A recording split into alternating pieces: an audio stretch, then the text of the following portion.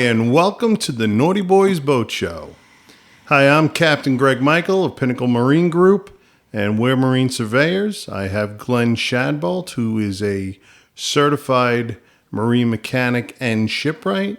And today's guest, we have Steve Graziano from Real Life Bait and Tackle in Hobe Sound. So, just a little quick introduction about the show.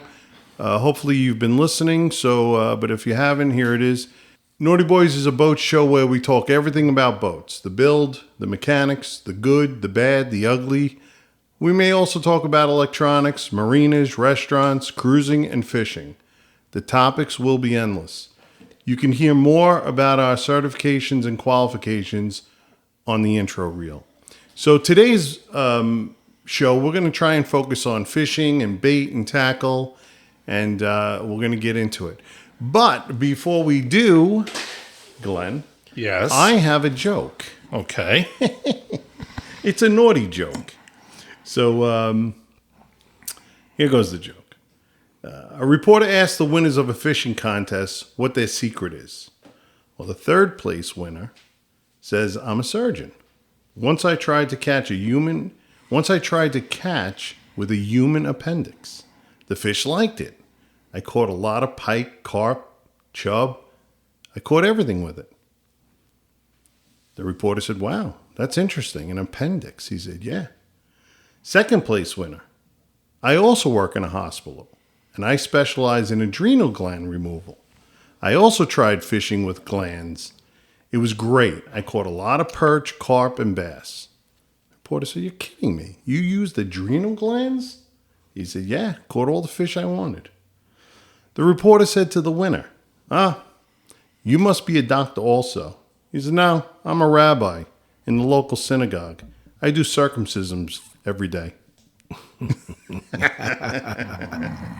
Okay. I thought that was cute. That's good. Yeah, that was good. So, all right. So today's show, we're focusing on, again, real life bait and tackle in Hobe Sound, Florida. Our guest, again, Steve Graziano. He's the owner. Say hi, Steve. How you doing, Greg? And thank you for having me on the show. Yeah, absolutely. He's got a great bait shop. The bait shop caters to everything. He's got all the baits you need, rods, reels. He's got everything there. So you definitely have to check it out. I have all the information. Real Life Bait and Tackle. It's at 10520 Southeast Federal Highway, Hobe Sound. And I'll give you a phone number for the bait and tackle shop. It's 772-546-2010. All right, so let's get into it. Steve, you're a guy from New Jersey. Correct. And you left because why? They closed Jersey, right? No. They didn't close Jersey? Not yet. I thought they closed the whole state. They're going to. They're all moving here again. They're all moving to Florida, like New Yorkers. They're closing New York too. Yep. But so you moved down. When did you move down? We're here 32 years. Wow. And I still do tile and marble contractor, but in 2008, the Florida hit a recession. We hit, the construction kind of shut off like a light switch. And I had to do something else because, I had a mortgage and whatnot. And the thing I love, my passion is fishing. And I said, my friend has a bait and tackle shop, Billy Bones. He's in Port St. Lucie. And that's where I get my stuff, actually. Billy Bones. Yeah. He said, "I'll help you, go open one up, but don't open one up too close to mine."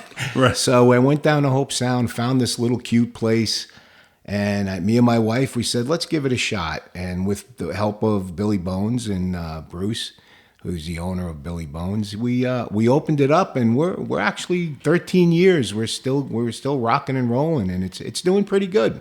So what year was that? When did you open? I think 2008. Wow. Yeah. Long time. Okay, and you opened the bait shop because of financial reasons and also the economy, and I get all that, but your passion's fishing. Correct. So the bait shop goes hand in hand with that, and your knowledge. Right. Okay. Right. So, what was it? Tell me, like, what's the process of opening a bait shop?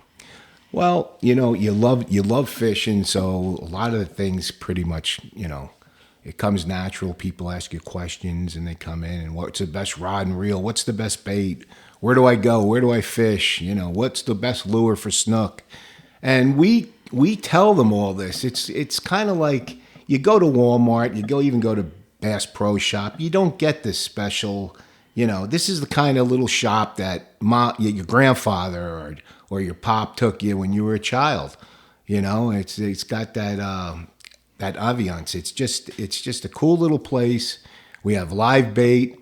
We have shiners for bass fishing. We have live shrimp.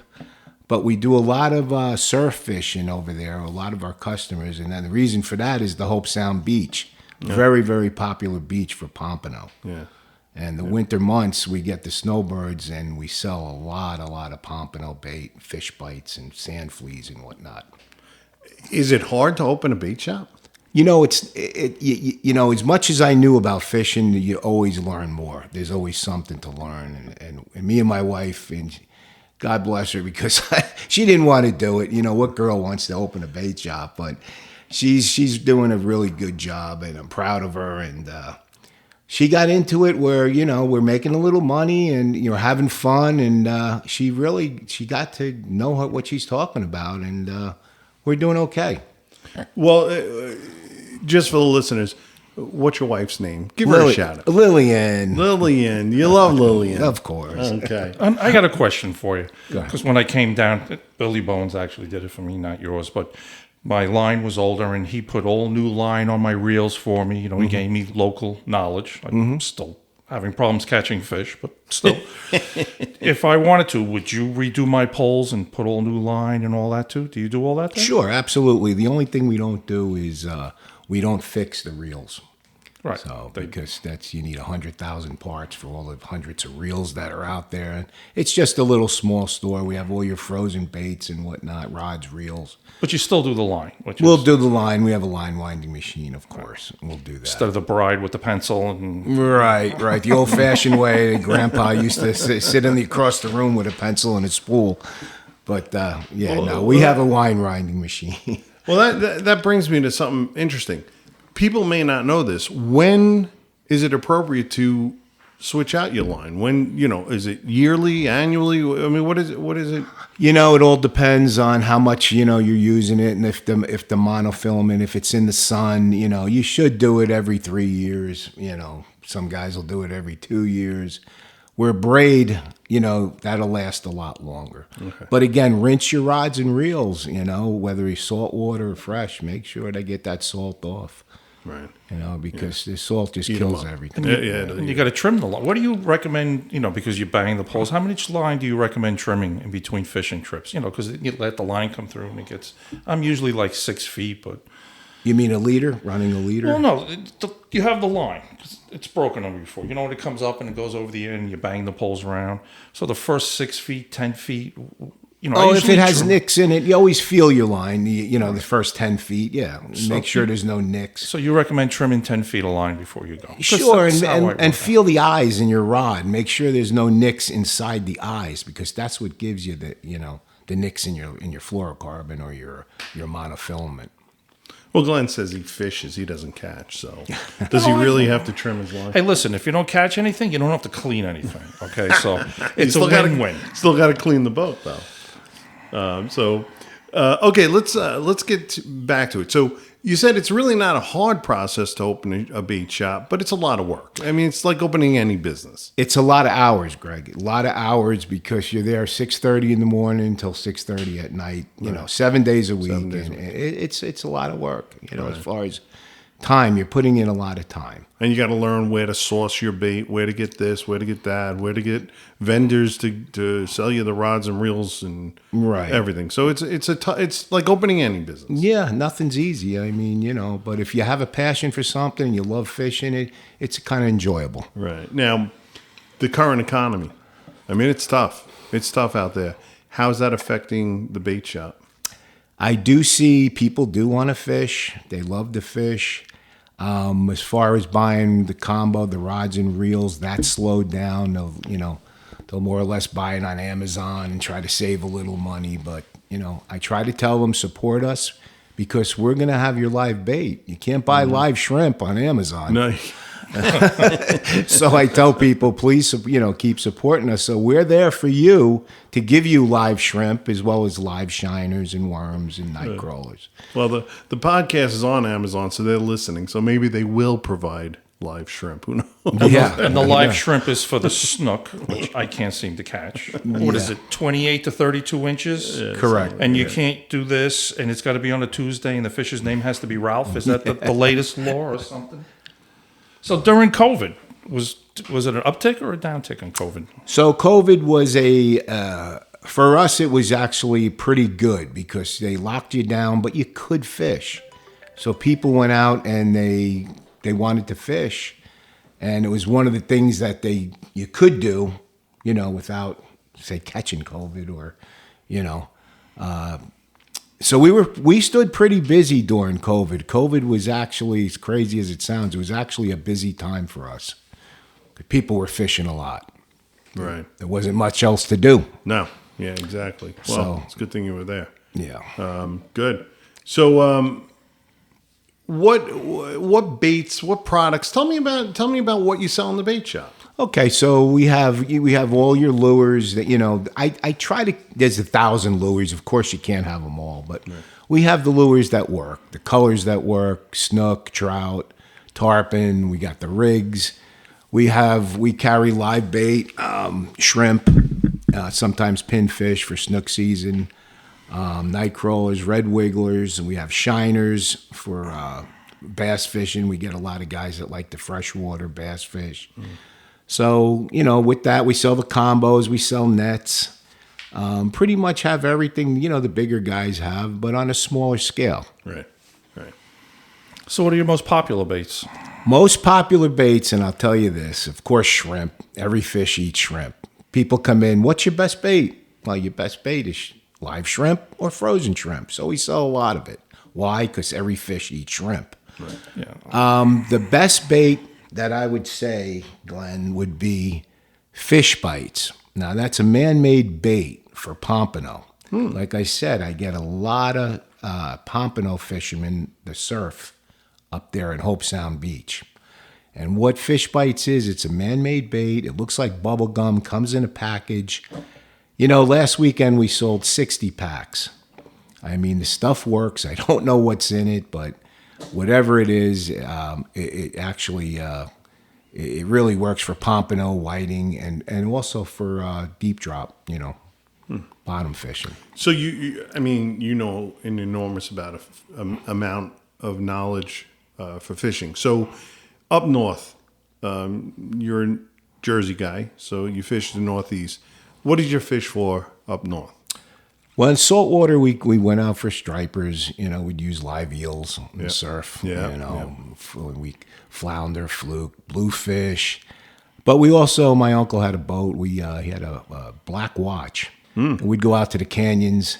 I remember one trip we ended up catching a 747-pound tuna. Wow. Yeah, and we ended up selling it to the Chinese or Japanese people at that time. It was a long time ago, but what a big fish. Right. And we ended up having to tow it back with a rope. Couldn't get it on the boat. The thing was a giant. But that was a thrill. That was fun. Good memory.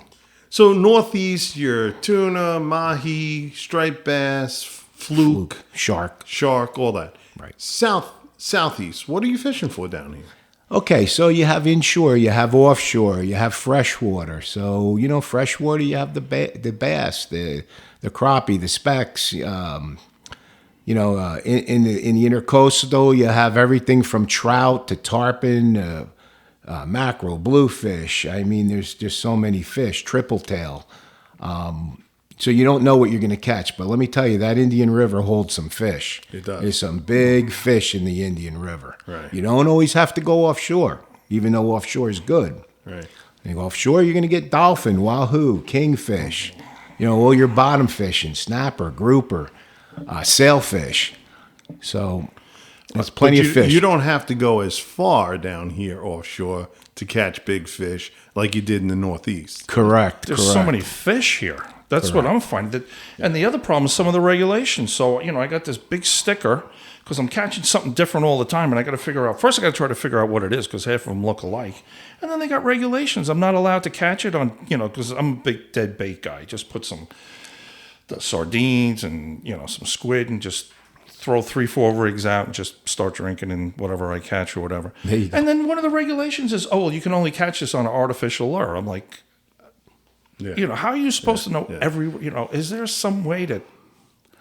Well, it depends what you're going for. If you plan the night before, you have a boat, you're saying, okay, I'm going to go offshore. So I want to mainly target dolphin. But you're going to also maybe get kingfish or sailfish or, wahoo. You never know. So the bait that you're going to use, whether you're trolling, live bait, you could catch any of those fish. So, and then in the river, you just take some shrimp, take a couple of dozen shrimp, go out there on a jig head, throw a shrimp on a jig head, go to the mangroves. They're under there, the snook, the tarpon, fish under the bridges, fish seawalls. All these things hold fish. Structure holds fish. Right. So anywhere there's structure, and the same goes for offshore. Bottom, if there's a wreck or a reef, that holds fish. Right, yeah. And these are the areas you want to fish.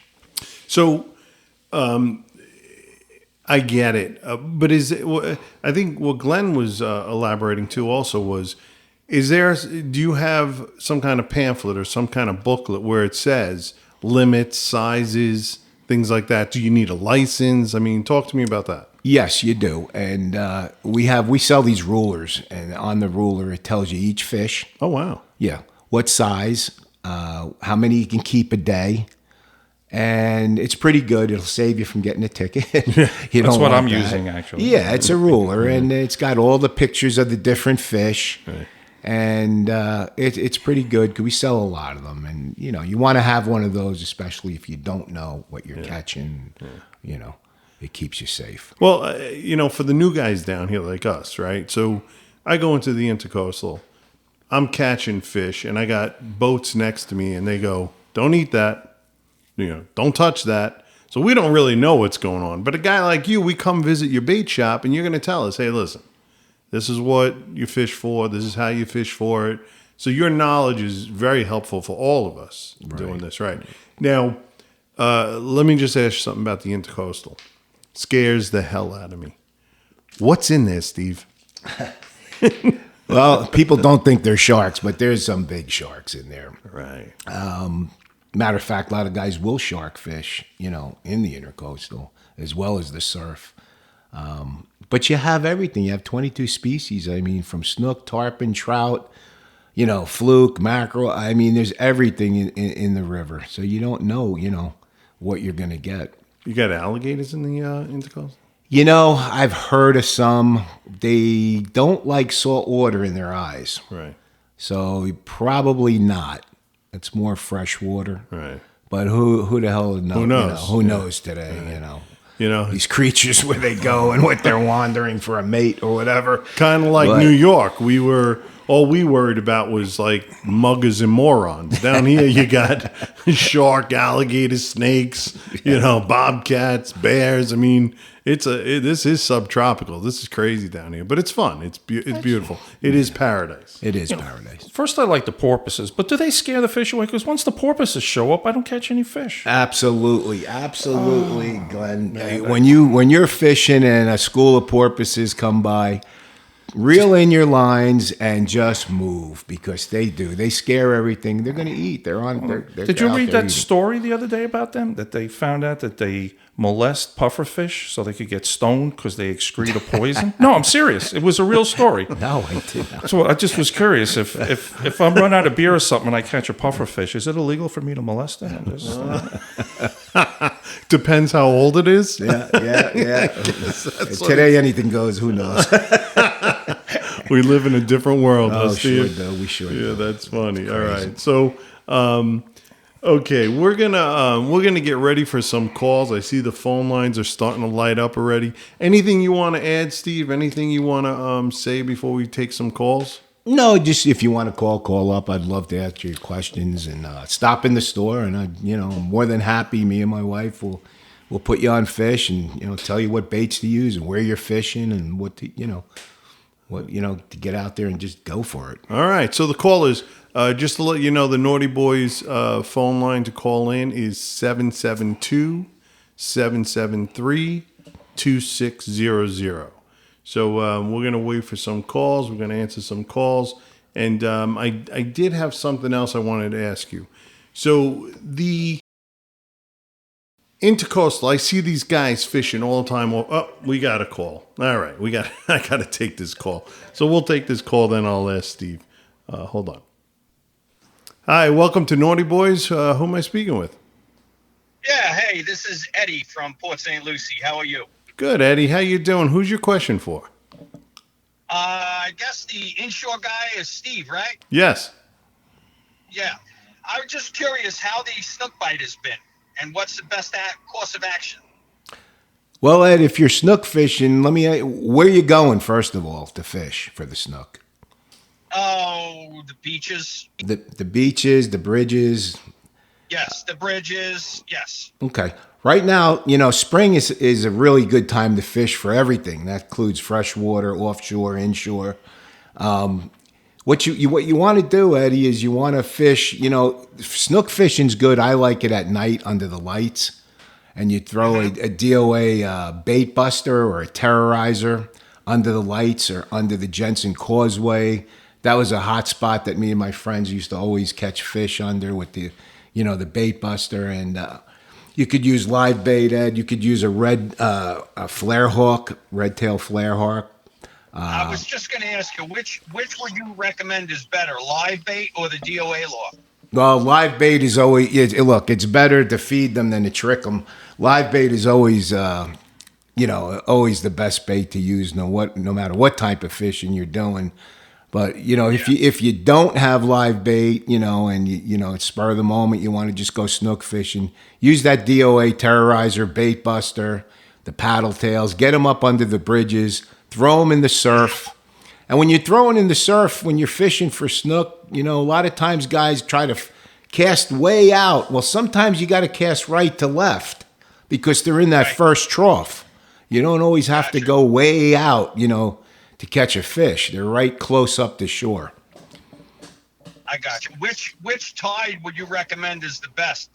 Incoming or outgoing? Both, Ed, but you want to fish the high tide, especially the surf. Okay. High tide is always the best. Low tide's not really good for surf fishing. Okay.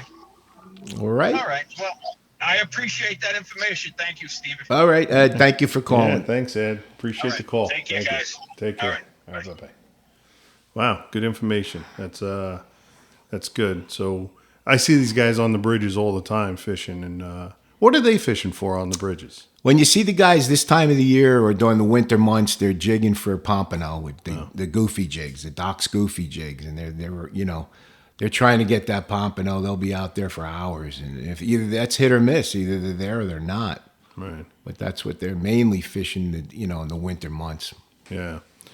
So it's nice. It's a nice day out too. You go into the bridge, you bring lunch, throw the pole in, and it's just like anything else. It's the day out. It's the memory. It's not so much about catching. It's about fishing, right? So take a kid and go fishing and keep kids fishing. Yeah. Well, you know what my wife tells me? Uh-oh. How can I miss you if you don't leave? And we've been trying to get rid of you for 30 years. So that's why I spend my day on the boat. All right. I got a call coming in. Okay, hold on, guys. Hi, welcome to Naughty Boys Boat Show. Who am I speaking with? Hey, Greg, this is George from New York, Long Island. How you doing? Hey, George, how are you? And who's your question for? My question, I actually have two, one for you and one for Glenn. Oh, good. Okay, so who do you want to start with? All right, let's start with you. We've been looking for an early 2000s Sea Ray 34-foot. Yep. And we found a few. We actually went to contract in like 4 of them. We had to back out of all of them because they all had, it turns out, wood decks. Right. And so we found one more recently that is wet, but it's only way at the front of the bow, like way up there. So Okay. my question for you is two things. One is this typical of Sea Rays? Do they make a non-wet bow deck? And the one we found, is it worth buying that? And how much do you think it'll cost to fix that? Okay, so great question. Yes, Sea Ray is inherently has the problem inherently of wet forward decks. They're a great boat, right? I owned a Sea Ray. They're really good boats, but they do have this problem of wet forward decks, and what that means is there's moisture in the core, so there wood cord between the laminates of fiberglass. So that gets wet. How? Through the deck hatches, the bow rail, stanchions, anything that goes through that deck. So, George, I would tell you this. Don't shy away from the boat if the boat is a really good boat. If you've had it checked out, engines were checked out, compression was checked out, everything was checked out, and it's a really good boat, the forward decks can be fixed. Anything on these boats can be fixed. So, if you're talking about a small area up front, let me guess, around the anchor locker? Exactly, right around the anchor locker of the windlass, yes. Yeah, I've done thousands of them. So, that could be a couple of $1,000s, right? Okay. I know a whole forward deck on those boats could be about $15,000, but it's something that you should go back to your broker and say, hey, listen, we have wet decks. They can be replaced or repaired.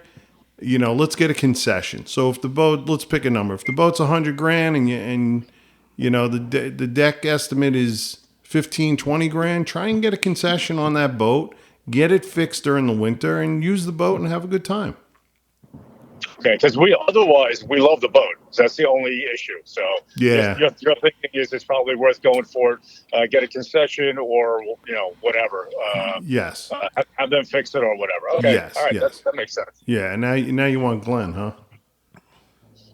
Okay. It's your dime.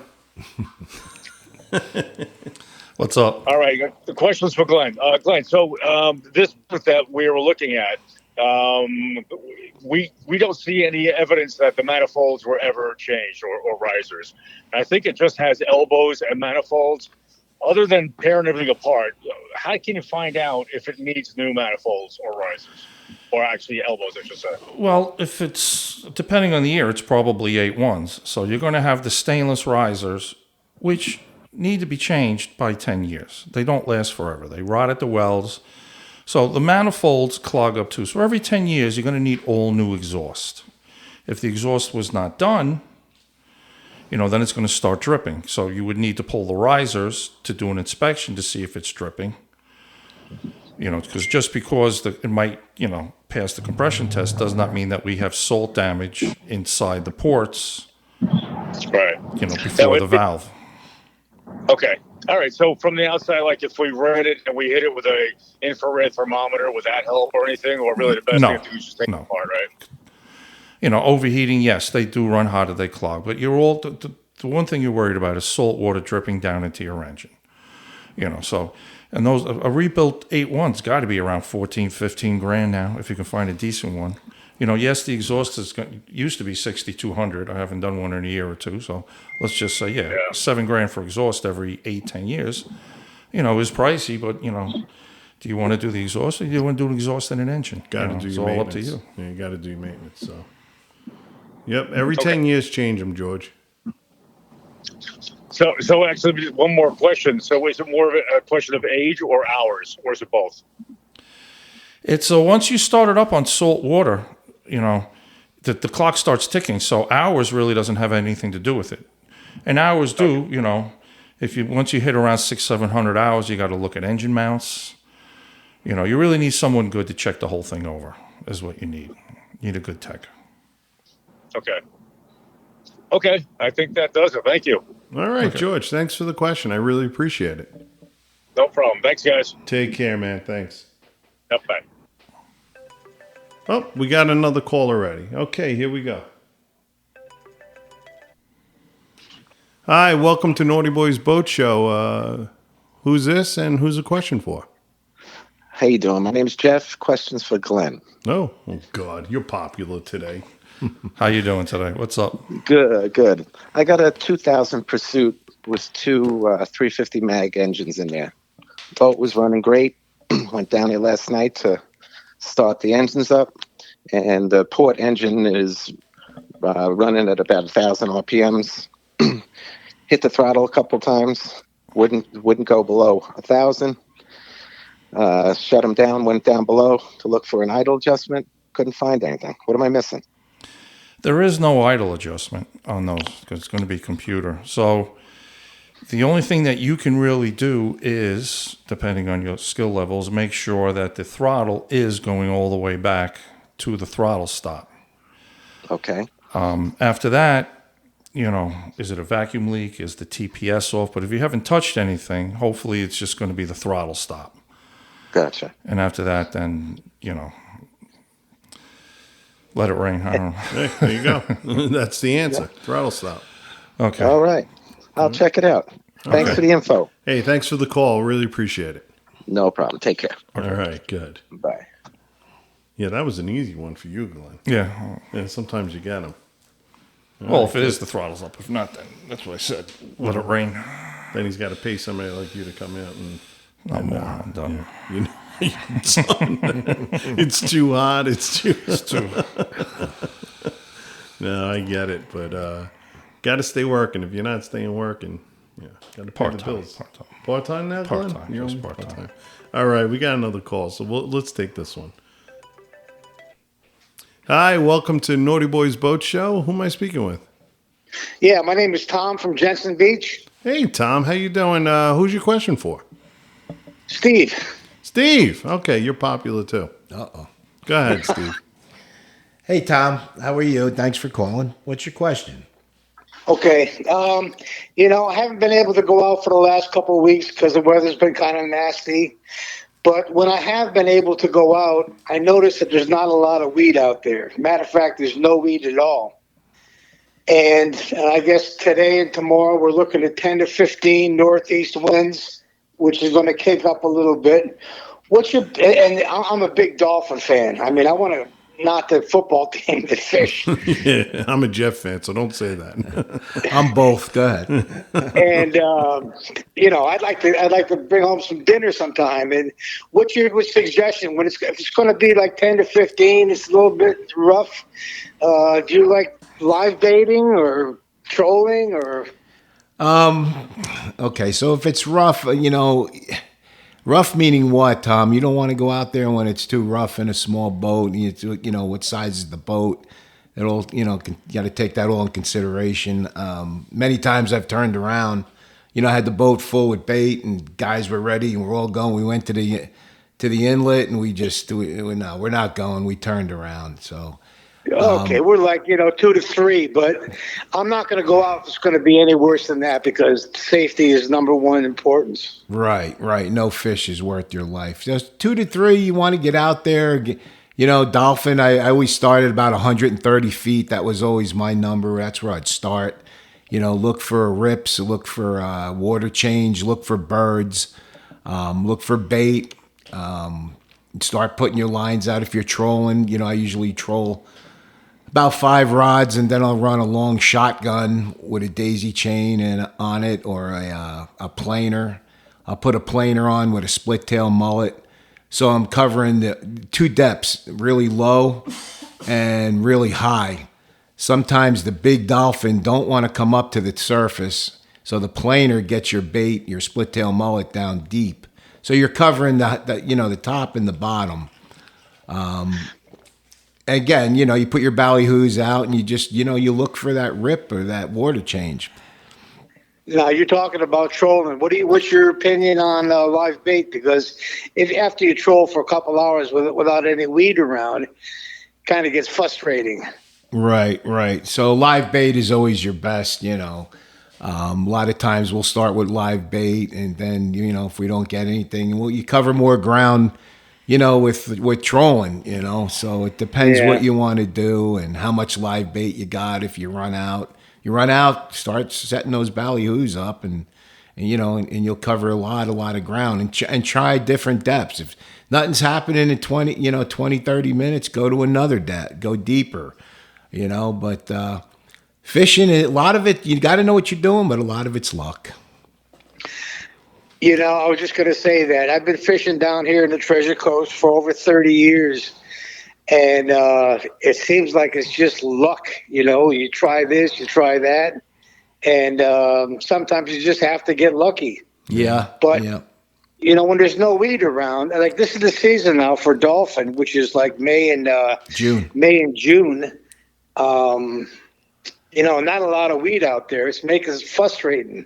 Yes, it is. It's dolphin have been, the last 2 years, it's slow. It definitely slowed up the dolphin fishing. But don't give up, Tom.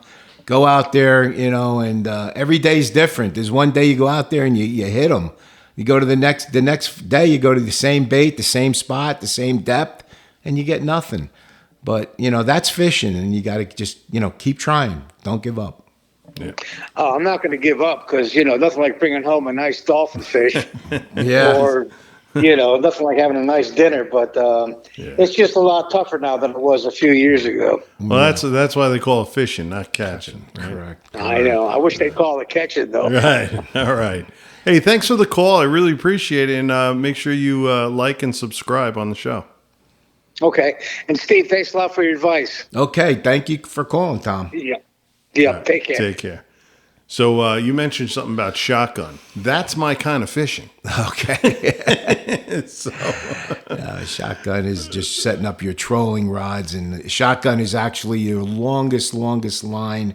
It goes way behind the boat. You probably want to run some birds on it with a ballyhoo. Okay. And that's the one that usually gets hit. Not 12 gauge or 16 gauge. No, that's for New York. That's New York fishing, Greg. We don't do that down here.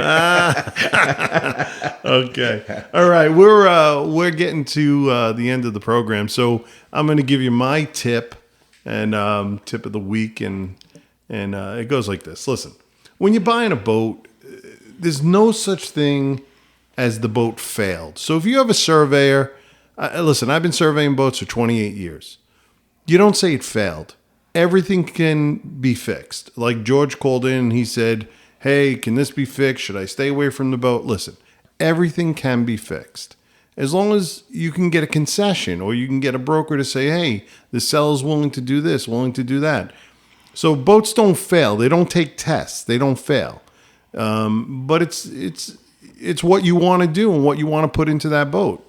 So have it surveyed, definitely. And definitely have a mechanic do the engine surveys because there's a lot of money that sits back there. So that's my tip of the week. What about you, Glenn? My tip, if you're going to go down in the engine room and you got water down there, and you should actually do it all the time, but things are wet here and there, unplug the shore power. Yeah. Because you will find out quickly if there's a bad ground. That's right. And if you're down by the boat and yourself and you're in the bilge, I've done it 1,000 times. So yeah, that's a corrosion issue, electrolysis issue. So right, you guys definitely don't want power going to the boat when you have water in the bilge and corroding everything and eating everything up. So and make sure you turn the shore power off before you unplug it from your boat. Jumping from your boat to the dock with a live extension cord. Oh is boy. Just Shocking. Do that. Yeah, no, that's not good. That's not good. So, Steve, any tip? Tips. Let's see. Bottom fishing. We didn't really touch too much on that, but if you're bottom fishing, here's a tip, guys. Take your chum bag, tie it to the bottom of your anchor instead of throwing it on the side of the boat. Yeah. Okay? Tie it to the bottom of the anchor, and all those little pieces of chum will float up to the top, gives a much better slick. Nice. Good Okay. tip. Great tip. Okay. And take a kid fishing. Take a kid fishing. That's good. All right. So, listen, I'm a marine surveyor here in Southeast Florida. For any information or you need a survey, just give me a call, 772-773-2600. You can go to my website, pinnaclemarinegroup.com. And I would definitely like to thank our producer, Micah Murley, and our production assistant, Samantha. So listen, please hit that subscribe, follow, and like buttons. And please tune in next Thursday and every Thursday for the Nauti Buoys Boat Show. Every week, we will have exciting guests and informative news. May you have fair winds, following seas, and tight lines. God bless.